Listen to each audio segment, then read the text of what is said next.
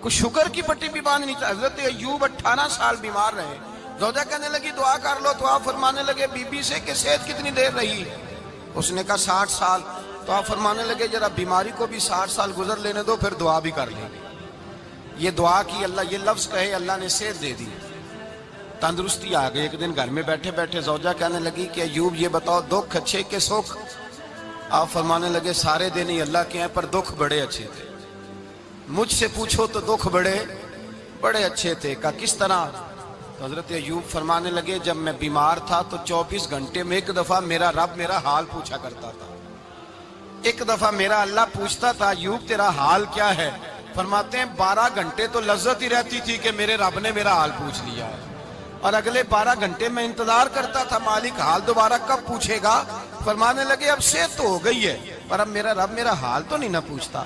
بھائی مشکلات جو ہوتی ہیں وہ تو تجھے سجا دیتی ہیں, سوار دیتی ہیں. تجھے یاد آتا ہے کوئی اپنا, جب تجھے درد ہوتی ہے نا, تکلیف ہوتی ہے, پھر تیرا دل کرتا ہے کوئی کندھا ملے جہاں میں سر رکھ کے رہوں.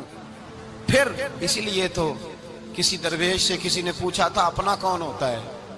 تو کہا جو تجھے دکھ کے وقت یاد آئے وہ تیرا اپنا ہے. جو تجھے عین آزمائش کے وقت یاد آئے اور تجھے اس کا نمبر فوراً تیرے موبائل پہ چلنے لگے, وہ تیرا اپنا سجن ہے جس کو تو دکھ کے وقت یاد کرے. تو بھائی مشکلات کے بعد جو اللہ آسانی دیتا ہے.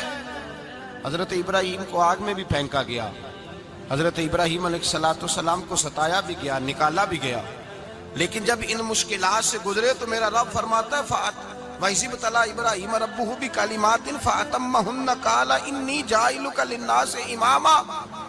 کہا جب ابراہیم پورے اترے تو پھر ہم نے انہیں امام بنا دیا. یا اللہ کس طرح کی امامت دی؟ فرمایا میں نے اتنی اعلیٰ شان عطا کی ہے کہ اپنے لاڈلے رسول کو جناب ابراہیم کی نسل میں پیدا فرما دیا ہے. میں نے مصطفیٰ کو ان کی نسل میں پیدا کر دیا, قیامت تک کے لیے ان کا وقار بڑھا دیا. اللہم صلی علی محمد وعلی آل محمد کما صلیت علی ابراہیم وعلی آل ابراہیم. ان کی عظمت بڑھا دی, اس لیے کہ جب وہ آزمائش سے گزر کر کے آئے پھر جو آسانی دی. میرے نبی پاک صلی اللہ علیہ وسلم نے دین ابراہیمی کی بہت ساری چیزوں کو رکھا, کہا میں ملت ابراہیمی پہ ہوں. جب کوئی مشکلات کو عبور کر کے آتا ہے, جب کوئی تکلیفیں سہ کر کے آتا ہے, اس کے لیے جو اجر ہوتا ہے, اس کے لیے جو پھر اللہ کتنی ذرا بڑی توجہ کیجئے گا. لوگ سمجھتے ہیں فلاں آدمی مشکل میں ہے تو شاید مشکل میں ہی رہے گا, فلاں آزمائش میں ہے تو شاید آج. میرا اللہ فرماتا ہے ایک مشکل دے کے میں 2 آسانیاں بھی دوں گا. تم مشکل دیکھ رہے ہو, مشکل نہ دیکھو, وہ جو اس کو بعد میں آسانی آنے والی ہے, اور ڈبل جو میں اس پر نعمت کرنے والا ہوں اس کو دیکھو. حضرت یوسف کو بھائیوں نے کنویں میں ڈال دیا تھا, اور جب کنویں سے نکلے تو مصر کے بازاروں میں بکے, اور پھر زلیخا نے الزام لگایا تو حالات بگڑ گئے. حضرت یوسف کو جیل جانا پڑا. کتنی کٹھن زندگی تھی, لیکن میرے مالک کو کچھ اور ہی منظور تھا. کنویں میں گرنے والے, بازار میں بکنے والے, جیل میں جانے والے, الزام لینے والے جناب یوسف کو رب کریم نے اسی مصر کا بادشاہ بنا دیا. اللہ پاک نے اسی مصر کا حکمران بنا دیا. یاری تیری سونا ہے پر ازمیشاں تیریاں اگ, اے سونا پرکھیا جاوند آئی پہلو نال اگاں دے لگ. اس کے لیے تھوڑا سا جتن کرنا پڑتا, تھوڑے کٹھن حالات سے گزرنا پڑتا, تھوڑی آزمائشوں کا روپ دیکھنا پڑتا. ہم چاہتے ہیں کہ ہمیں چھیڑے کوئی نہ کوئی تکلیف نہ آئے, کوئی آزمائش. یہ ہو نہیں سکتا میرے بھائی, نامی کوئی بغیر مشقت نہیں ہوا. 100 بار جب عقیق کٹا تب جا کر نگی ہوا. ہم چاہتے ہیں کہ ہمیں کچھ بھی دقت نہ آئے, مشکلات نہ آئے, اور مشکلات تو انسان کو سنوارتی ہیں بھائی, وہ تو نکھارتی ہیں. کبھی پوچھا کرو جا کر کے کسی گندم کے دانے سے کہ تو کہاں سے ہو کے آیا ہے, کہاں سے نکل کے آیا ہے, تو وہ بتلائے گا کہ بڑے مشکل مراحل سے گزرا ہوں, اور پھر اللہ نے مجھے طاقت دی ہے کہ میں انسان کے وجود کا حصہ بناؤں. تو بھائی کٹھن مراحل, آزمائشیں, تکلیفیں, یہ انسان کو بڑا انسان بنا دیتی ہیں. یہ اس کے لیے ترقیوں کا پیش خیمہ ہوتی ہیں. ہمارے جوان پریشان ہو جاتے ہیں, عورتیں خاص کر کے اس بات پہ توجہ کریں, وہ بڑی جلدی غم لے جاتی ہیں. وہ کہتی ہیں جانے میرا کچھ ہوگا ہی نہیں, جانے میرا کچھ ہو ہی نہیں سکتا. میرے بھائی درجنوں اور بیسیوں لوگ ایسے ہیں جن کی اولادیں نہیں تھی, لیکن نام ان کا ان سے بھی زیادہ ہے جو بڑے بڑے صاحب اولاد.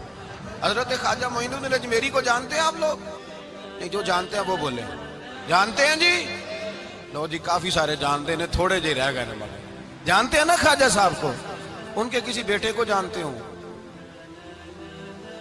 نہیں جانتے، نہیں جانتے، نہیں جانتے آپ ان کے بیٹے کو۔ حضرت خواجہ معین الدین اجمیری رحمت اللہ تعالیٰ علیہ کے بیٹے کو نہیں جانتے، لیکن ویسے آپ ہندوستان میں کسی آدمی کو چھیڑ کے دیکھیں، وہ کہے گا میں خواجہ صاحب کا روحانی بیٹا ہوں، میں اولاد۔ حضرت غوث اعظم رضی اللہ تعالیٰ عنہ کی اولاد کو کم لوگ جانتے ہیں، لیکن آپ ویسے کسی کو پوچھ کے دیکھیں 11ویں والا پیر کون ہوتا ہے، ہر آدمی ہاتھ اٹھا کے بتائے گا خدا کے فضل سے ہم پر ہے سایہ غوث اعظم کا، ہمیں دونوں جہاں میں ہے سہارا غوث اعظم۔ لوگ جھوم کے بتلائیں۔ میرے بھائی، یہاں لوگ پریشان ہو جاتے ہیں کہ اولاد ہوگی تو یہ ہوگا، فلاں ہوگا تو یہ ہوگا۔ بھائی ایسی کوئی بات نہیں۔ میرے پاس پیسے ہوتے تو میرا ابا بیماری سے فوت نہ ہوتا۔ جو مالدار ہوتے ہیں تو کیا وہ بچ جاتے ہیں؟ حضرت اسرائیل انہیں چھوڑ جاتے ہیں؟ او خدا کے بندے، تو کیسی بات کر رہا ہے؟ یاد رکھ، یہ جو آزمائشیں ہوتی ہیں، یہ جو تکلیفیں ہوتی ہیں، یہ جو تھوڑے سے مشکل حالات ہوتے ہیں۔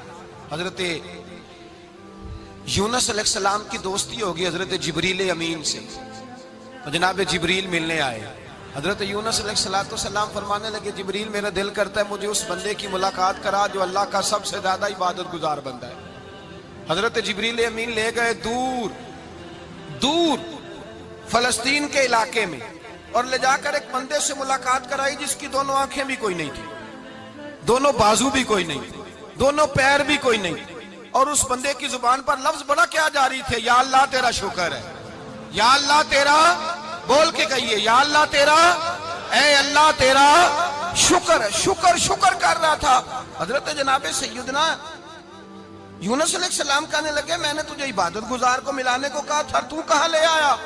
حضرت جبریل کہنے لگے یا یونس، یہ ہر چیز جانے کے باوجود اپنے رب کی رضا پہ راضی ہے۔ اس وقت دنیا میں نبیوں کے بعد جس سے اللہ سب سے زیادہ پیار کر رہا ہے وہ یہی بندہ ہے۔ یہ اپنے رب کی رضا پہ راضی ہے۔ اے تن میرا کنگی ہووے تے میں زلف سجن دی باواں، تے پوش میرے دی جتی بن جائے تے میں یار دی قدمی آواں۔ مارو مارو مینو مار مکاؤ، کوئی عذر نہ پیش لے آواں، تے جے سونا ہی میرے دکھ وچ راضی، جے سونا ہی میرے دکھ وچ راضی، جے سونا ہی میرے دکھ وچ راضی، تے میں سکھ نو چلے ڈاواں۔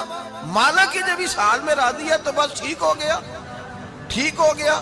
وصل اچھا ہے نہ فراق اچھا ہے، بس جس حال میں محبوب رکھے وہی حال اچھا ہے۔ بس جس حال میں انہوں نے رکھا بات ٹھیک ہو گئی۔ اس میں اب انسان شکوا کرتے پھرے کہ یہ کس طرح ہے وہ کس طرح، اپنے آپ کو مطمئن رکھا۔ مشکل کے بعد جو آسانی حضرت لقمان حکیم، ان کے نام پر قرآن مجید کی پوری سورت ہے۔ حضرت لقمان حکیم علیہ رحمہ آپ اپنے بیٹے کو نصیحت کر رہے تھے، کہنے لگے بیٹا کو مشکل آئے تو گھبرانا نہیں، کوئی مشکل آئے تو کرے بیٹوں کو سمجھ آ جائے کہ مشکل آئے تو، سمجھ آ رہی ہے بات کی، مشکل آئے تو۔ اور کیا خوبصورت جملے، بیٹے کو بٹھا کے کہتے ہیں بیٹا چھوٹی مشکل آئے گی تو اللہ بڑی مشکلات آسان کر دے گا۔ سمجھو چھوٹی مشکلات آئیں تو اللہ نے بڑی مشکلیں اس نے آسان کر دی۔ اور آپ کو بتاؤں اصل انسان ہوتا ہی وہ ہے جو مشکلوں میں جینے کا ڈھب سیکھ جاتا ہے، وہ بن جاتا ہے جو کرب کے حالات میں جینے کا سلیقہ سیکھ جائے۔ اپنے بچوں کو یہ سمجھانا، حضرت لقمان بیٹے مشکل آئے تو گھبرانا نہیں، بڑی کو ٹال دیتی ہے، وہ نیکی کا اور آسانی کا پیش خیمہ ہوتی ہے۔ اللہ اس کے بعد آسانی سمجھا رہے ہیں۔ کچھ دنوں کے بعد کہنے لگے آؤ فلاں اللہ کے نبی کی ملاقات کو چلیں، فلاں نبی علیہ السلام سے ملنے چلتے ہیں۔ اس زمانے میں جو نبی تھے ان سے ملنے چلے گئے۔ بیٹے کو بات یاد تھی، گھوڑے پہ بیٹھے، امام ابن جوزی نے اس کو لکھا ہے، گھوڑے پہ بیٹھے تھے دونوں کے پاس گھوڑے تھے۔ اب رستہ بہت زیادہ تھا، کھانا ساتھ لے لیا، پانی ساتھ لے لیا، رستہ لمبا تھا، صحرا کا علاقہ تھا۔ جب جانے لگے تو اتنی سخت گرمی ہوئی کہ گھوڑے بھی بے ہوش ہونے لگے۔ اچانک ایسی گرم لو چلی کہ گھوڑے بھی۔ اب دونوں باپ بیٹا جو تھے وہ بڑی جوش میں تھے کہ جانا ہی جانا ہے، گھوڑے سے اتر کر کے پیدل چلنے لگے۔ اب پیدل چلتے چلتے ذرا آگے گئے تو گرمی میں جتنا بندہ پیدل چلتا ہے اتنا پیاس بھی زیادہ لگتی ہے، تو پانی پیتے رہے، کھانا کھاتے رہے، کھانا پانی بھی ختم ہو گیا۔ تھوڑا آگے چلے نا، اس قدر تکلیف بڑھی کہ حضرت جناب لقمان کے بیٹے کے پیر کے اندر ایک ہڈی پیوست ہو گئی۔ इतनी बड़ी हड्डी थी वो अंदर ही चली गई पैर, खून के फवारे गिरने लगे, बेटा बेहोश हो गया। हजरत लुकमान उसके सराहने बैठे तो बेटा था ना, आंखों में आंसू आ गए। बेटे ने आंख खोली तो कहने लगा अब्बा जी आप तो सब्र करने वाले हैं, आप रो रहे हैं। फरमाया बेटे मैं क्या करूं, मेरे सीने में जो दिल है वो एक बाप का दिल है। तो बाप जो हुआ तेरा, तेरी दुख पर रोना आया। बड़ी मुश्किल से दांत के साथ हड्डी निकाली, हड्डी निकली तो खून भी चला। साहब ज्यादा कहने लगा हुजूर आपने तो कहा था हर मुश्किल के बाद आसानी होती है, और छोटी मुश्किल देख के अल्लाह बड़ी से बचा लेता है, तो हम तो अच्छे काम चले थे, मुश्किल पे मुश्किल, मुश्किल पे मुश्किल, ये क्या है। हजरत लुकमान कहने लगे बेटा ना तू रब की हिकमतों को जानता है ना पूरी तरह मैं जानता हूँ, लेकिन जो मैंने कहा था वो बात सच्ची है। फइन्ना मअल उसरि युस्रन इन्ना मअल उसरि युस्रा, अल्लाह हर मुश्किल के बाद आसानी अता फरमाएगा। और फरमाया मेरा ईमान है कि जरूर जरूर अता फरमाएगा। ये बात कह रहे थे कि सामने से धुआं उठा, इतना सख्त धुआं उठा कि आपने सोचा शायद वहां बादिया वहां जाते। वहां चलने लगे तो पीछे से किसी ने आवाज दी ठहर जाओ, रुको। वहीं रुक गए। थोड़ी देर गुजरी तो कहा रुक जाओ। जब रुके तो एक बोलने वाला बोला, कहने लगा तुम्हारे लिए थोड़ी देर के बाद जानवरों का बंदोबस्त कर दिया जाएगा, खाने का भी बंदोबस्त हो जाएगा, बच्चे का पैर भी सही हो जाएगा, चले जाना, लेकिन जरा ठहरो। हजरत लुकमान कहने लगे बोलने वाले तू कौन है? तो कहने लगे मैं अल्लाह का फरिश्ता हूं, मैं अल्लाह का फरिश्ता हूं। कहा अल्लाह के फरिश्ते और ये सारा कुछ क्या है? तो फरिश्ता कहने लगा असल बात यह है कि सामने बस्ती पर मुझे अजाब नाज़िल करने का हुक्म मिला था, आप बड़ी तेजी से आ रहे थे, मैंने रब से दुआ की कि अल्लाह इस बाप बेटे की गलती कोई नहीं, मेहरबानी फरमा। रब ने पहले आपको सहरा में उलझाया, फिर मेरी दुआ की बरकत से आपके घोड़े ठहर गए, फिर मेरी दुआ की बरकत से आपका पानी खत्म हुआ। गुसल नवाजिब इनु रहमत आप नुहावे आजम के आप उस कफन दिहाजत जिदे खालिक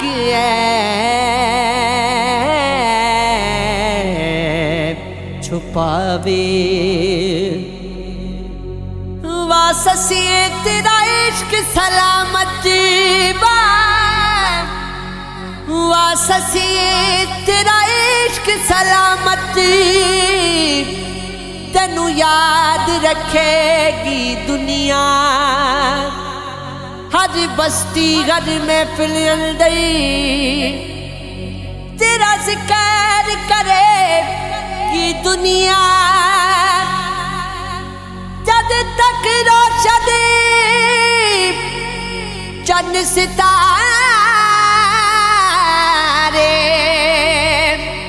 तेरा नाम जपेगी दुनिया।